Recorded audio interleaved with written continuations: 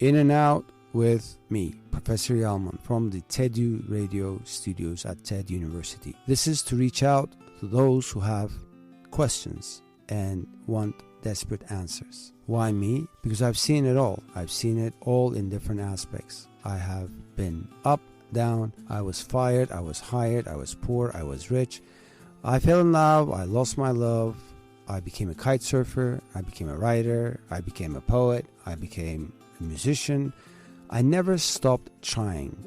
At the end of the day, I never stopped trying. I never lost my hope. There was always a pinnacle in my life where the answers to those questions came. And if those answers are not coming by themselves, here's your chance to ask us. Ask us and I will answer them. As I say, life can get even or you can get a 7. So a 7 you can get much easier, not just believing in luck, but being persistently pursuing your path, which is your authentic path. Ask the questions. In and Out with Professor Yalman every week on Thursday with you. In and Out with Professor Yalman from Radio TEDU, TED University, Ankara Studios. I have a very special guest here with me. She's from Pakistan and she has big dreams. She's a business person now, but she used to be my student. And we used to talk about how she's going to get a job and what's going to happen after graduation. And she's now here in Turkey, but she's from Pakistan. How is it going to be that she's going to find a job here? And how is she going to go to London and New York and make all those dreams come true? And in this first turnaround of her life after graduation, I have Areej with me at the studios. Welcome, Areej. Thank you. It's really nice to hear from you. You know, it's always this shipwrecking thoughts where people are getting goosebumps as they approach to graduation. The bells are ringing for them, and the bells are ringing for them because of the fact that they're now in the search of the job for them. But not just a job, but the right job for them. Yes. I have 3 questions for you right away. Yeah. Is there a right job? Number 1. Number 2 is, how does it feel not to be in school anymore? Okay. And my number 3 question is, how did it work out for you? I mean, you had all these things, you had all these trials and errors, and now you're working. Yeah. Okay, I will dive right into your third question. Yes, do that. So when I was applying for jobs and I was here in your classes, of course, you guys are professionals who are always guiding us. But one thing that has always been with me that you give to me, you said, Areej, your network is your net worth. Yeah. Network is your net worth. Yes. I have kept it with me. I always have it in my mind. And I remember your classes where you were telling us that the regular traditional CV system doesn't work. Don't go for it. Reinvent yourself, rebrand yourself. And that course really helped me. And we even had a CV question in one of the exams. Yes. Yeah. And I remember students will come to you and they will say, Professor Semih, you are so good. Can you please ask someone from your network to accept my CV? Yes. And you will, the first thing you will say, but you haven't convinced me. Yes. It's the same in the job market. You go to them with your CVs and then they say, hey, you haven't convinced me. And especially with our generation, I'm telling you one thing, Hojam, the salaries is a big thing. So I got job offers from so many places. They were very happy to hire me, but the value they were putting, the value they were giving me was not enough. Areej, I remember that you were all of a sudden in one of my classes working on your LinkedIn account big time. And did it help? Did it pay back to be in LinkedIn and, being active in LinkedIn? Did it pay back or was it just bullshit? I'm so happy you asked this question because you used to sell LinkedIn to us a lot. Yes. You were like, be active there. Yes. Connect to me, connect to your other professors. And my answer to that question is, it all depends on how you brand yourself.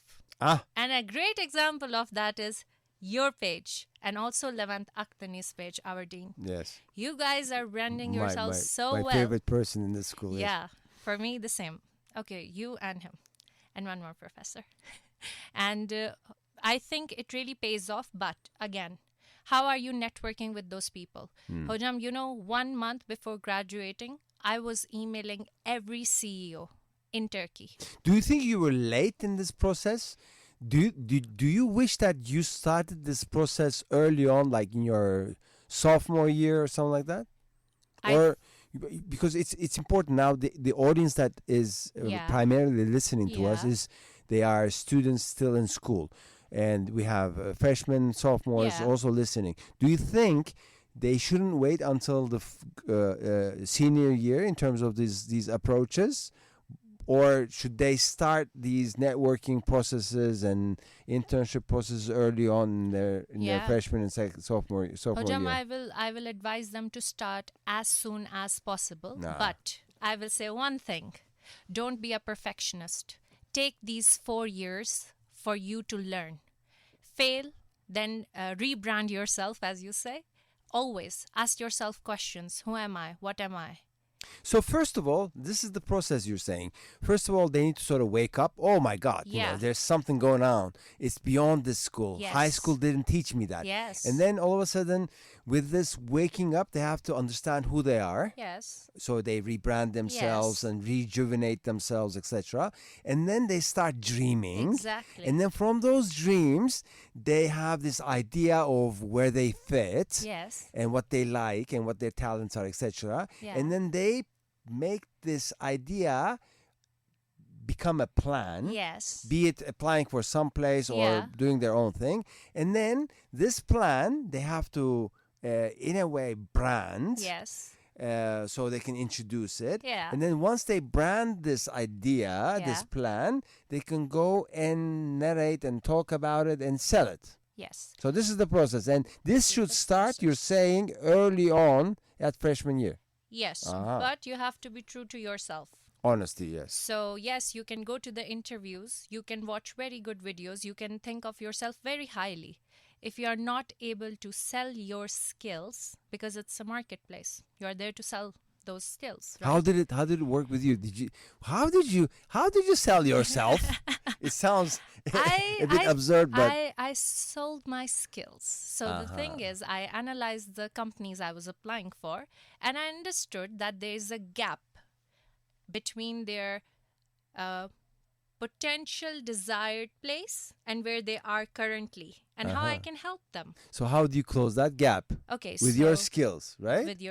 with your skills, and you need to have a personality to be able to sit there, because Hojam, most of my friends, when they tell me their salaries and we are negotiating and we are discussing, Hojam, with the inflation in Turkey right now, we cannot even pay our rent alone with that salary.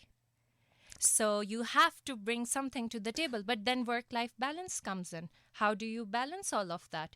In university, Semih Yalman sold me the dream: work for a good CEO, be in a good company, and your life will be happy. Is it like that? No. No. The workplace teaches you discipline. You know what's the first thing in my contract I signed? What? Working from 8 a.m. till 6 p.m. Uh-huh. So I have to say goodbye to my university time. That was one of your questions. Being in university, I always had time to talk to my professors, to meet businessmen, businesswomen, and learn from them, from their success. But now my time is limited. Now, so you're paying for the consequences Yeah. of whatever objectives you have. Yeah. But mind you, this is just one of the stops in your big, nice, Yeah. prosperous career, Yes. right? But my focus has always been learning from the best. So even now, the company that I'm working for and I have the privilege to work for, I see them there thriving in energy sector. Okay, now you're saying that start networking and doing your plan and Yes. become aware, whatever, in your university years. Start with early on, freshman, Yes. whatever. Be honest, true to yourself. But Yes. then when you're selling your potential to the businesses for Yeah. a job, it's not you who you should sell. It should be the skills Yeah. which will help them close a gap Yes. where you are actually equipped to do so. Exactly. We have a lot of CVs, okay? A lot of CVs my friends are sending to me so I can help them edit them. And my first question to them was, your CVs don't have an order. The criterias are not matching. And you're going in multiple directions. I always say it. Your university years are your playgrounds. So they Enjoy should them. not just bank on the career services department. They should not just Exactly. bank on the professors, but they should do this effort to move into the networking occasions so they meet a lot of people where Exactly. they can sort of flash and underline and bold their skills. Every speaker, guest speaker you brought to your class, you can message them right now and ask, do you know Areej Fatima? They And know. they know. Of course they know. Why do they know? Why they know? Because you've been bugging them. Yes, and I didn't give up. You know, sometimes they're busy, they cannot reply, but you need to ask them. You need to connect with So them. don't give up. Don't give up. Don't give up. The Yeah. motto of this podcast for today, Areej, says don't give up. Network and don't give up. Yes. And present your skills and don't give up. And We're don't settle learning- for less, because there will be a lot of interviews. We're a learning lot of from people. Areej. We're learning from Areej. Areej, how did you cope with the psychological issues? Like, everybody gets excited and, Yeah. they are like, as this graduation happens and you don't know for sure whether you're going to reach your goals or whatever, there's this excitement and hyper excitement coming Yeah. in. How did you deal with the psychological effects? First of all, you have to accept it. I Uh-huh. call it my discipline year. Me and Levant Akhtanis, we have a deal. So 1 year, when I will start my job, I cannot complain. That's a rule. And I have told myself that. This is my time to learn, put my head down, learn those skills from the best people, have discipline in me. Because in university, my routines were different. Now I even get a lunch break of just 30 minutes. Life is very mundane. You're very lucky to have robotic. You're lucky to have a lunch break. Exactly. In, That's the point. in my job, we didn't have a lunch break when I was your age. Anyway, that's very, very interesting. So, not just surrender, but surrender with wisdom. Except, Right? Accept it. like, Accept it. I remember when I started my job, I was coming back home and I have no shame accepting it. At times I was crying and everybody around me was telling me, you are so lucky, Areej. After graduation, most of my graduate students don't even have a job. They don't know what to do. You have a job. Why are you not happy? But I was like, because my goal was not just to have a job. I want to be happy. I want to have my social network. Is having a job a continuous form of learning, or is it a place where you need to perform and they suck your blood? It's a place where there should be continuous learning and social networking, because 12 hours of my day I spend at work. Those people, Are becoming your family. yes. Yeah. So I need to choose that place very carefully. And I need to be, because Hojam, I think it will be a good topic. I'm from a different culture. Turkish culture is different. Yeah. So I will always be an outsider.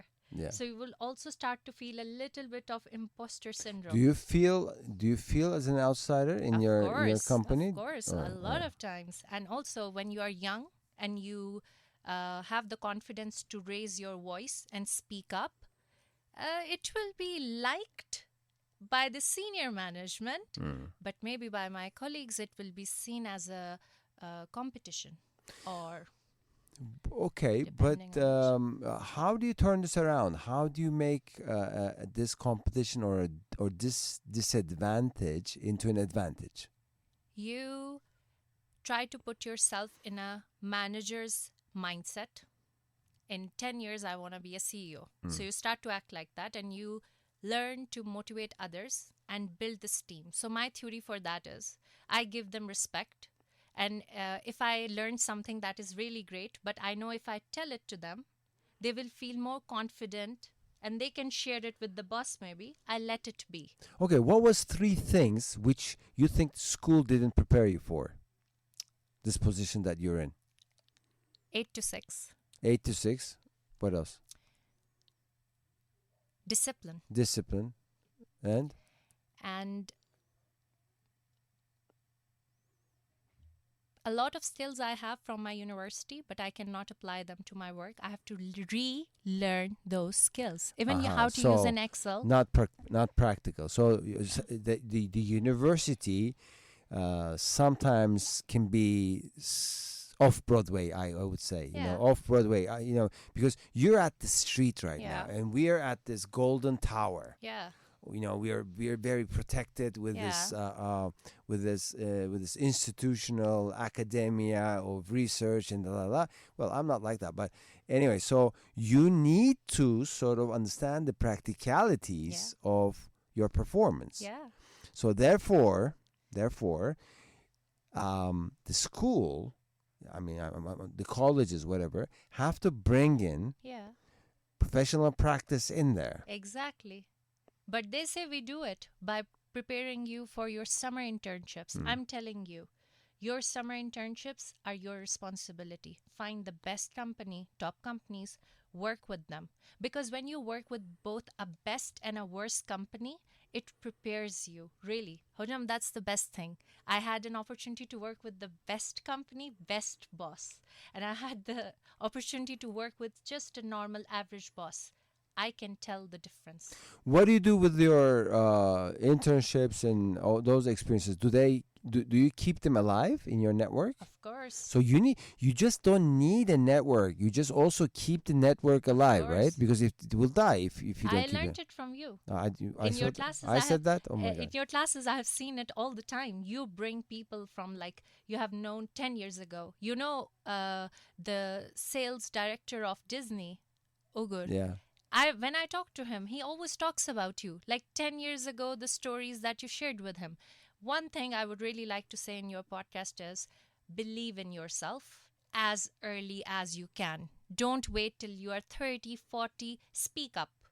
By the way, the origination of this podcast was not just only my idea. It was also Areej's idea. She was pushing me to do a podcast, and she was telling me, all these people, why don't you just, have a podcast? And I reversed engineered that. Yes, let's have a podcast, but with the people not just only I know from my past, but I am going to know in my future. Exactly. So this podcast is with people I am going to know also in my future. Yeah, and same for me.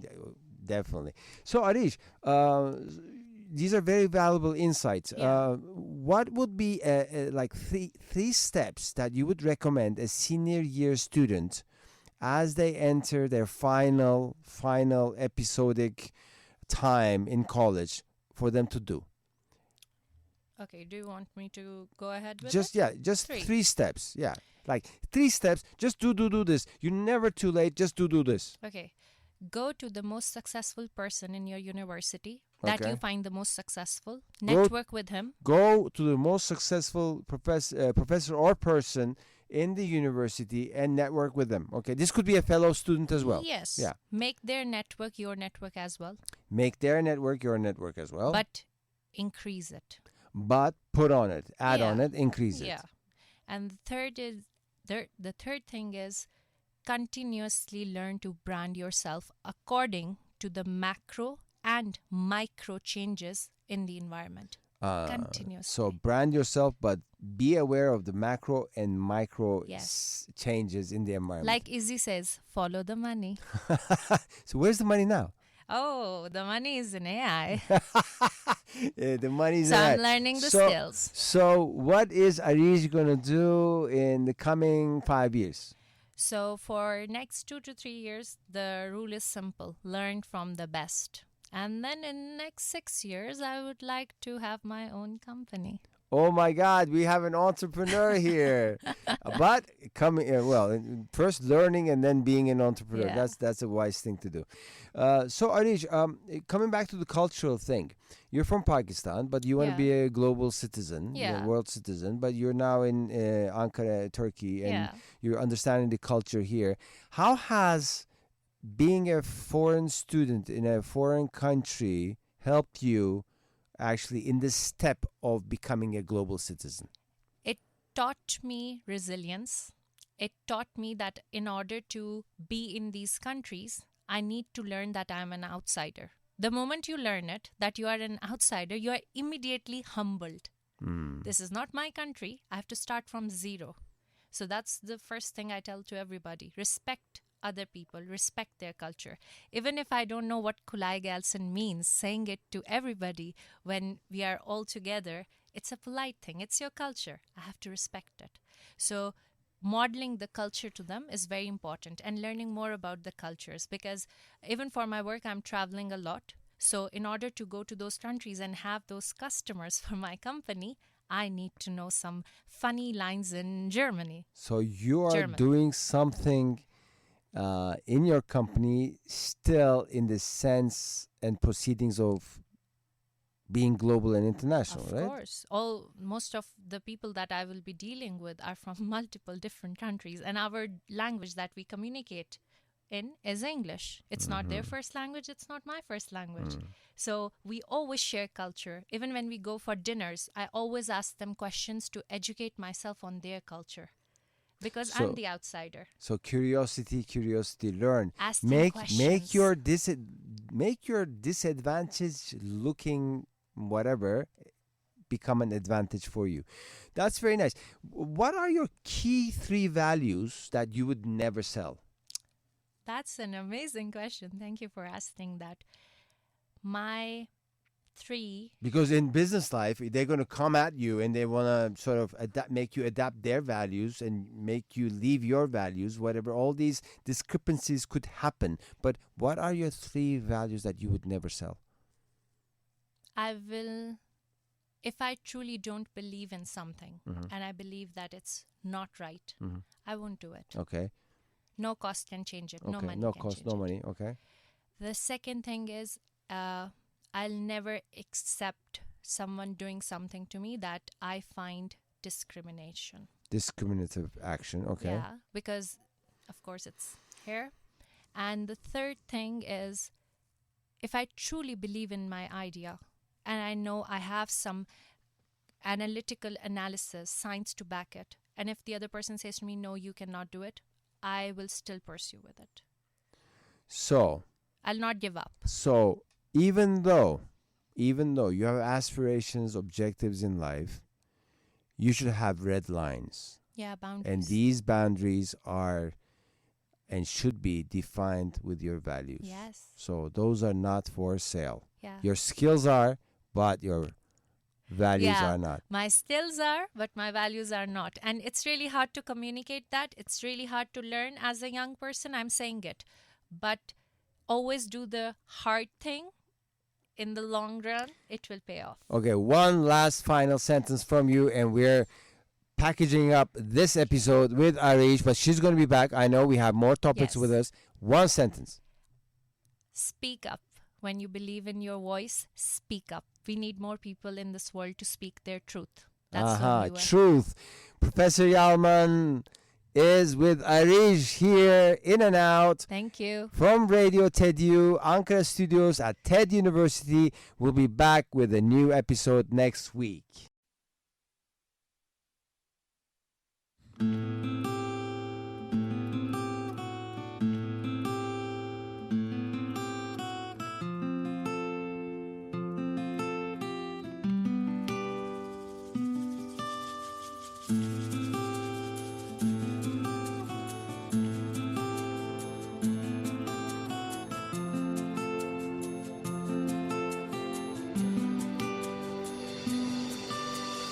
Now 44, still don't know for sure.